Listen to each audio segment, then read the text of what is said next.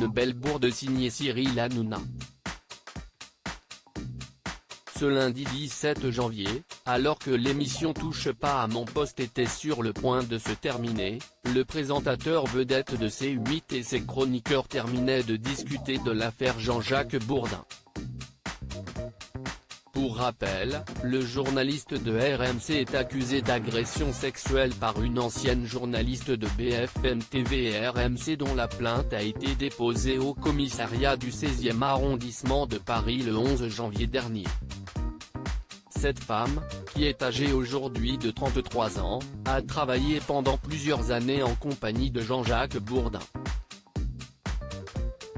Contactée par le journal Le Parisien, la plaignante a affirmé ne plus craindre l'autorité morale de l'homme qu'elle vise. « Je ne suis plus une jeune journaliste effrayée de perdre mon poste et je sais que je n'avais pas à subir ce que j'ai subi », a-t-elle déclaré, tout en gardant l'anonymat. Pour rappel, les faits dénoncés par cette jeune femme remontent à 2013.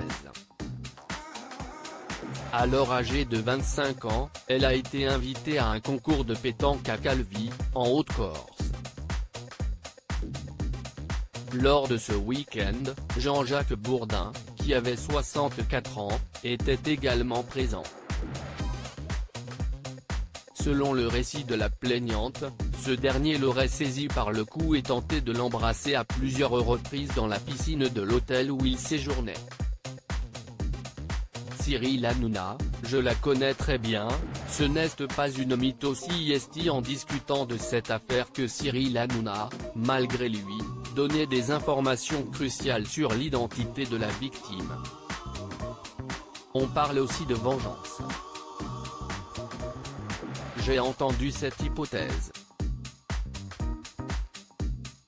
Coupé par Myriam Palomba qui lui a répondu, oui, on parle de vengeance mais il ne faut pas oublier qu'elle a souffert et été écartée.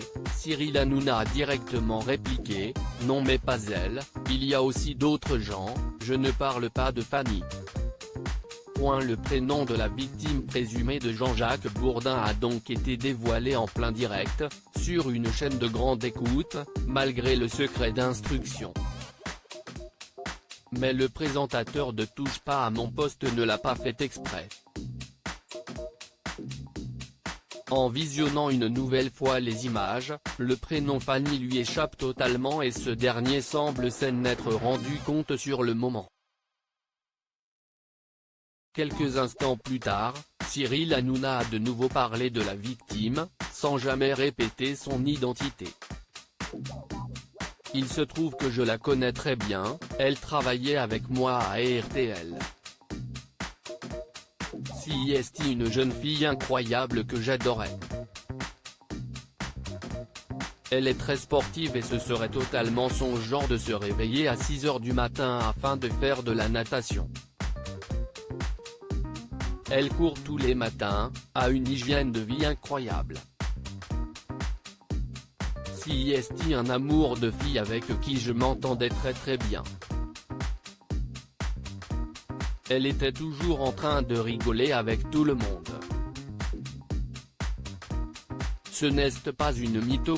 Lodi Widget.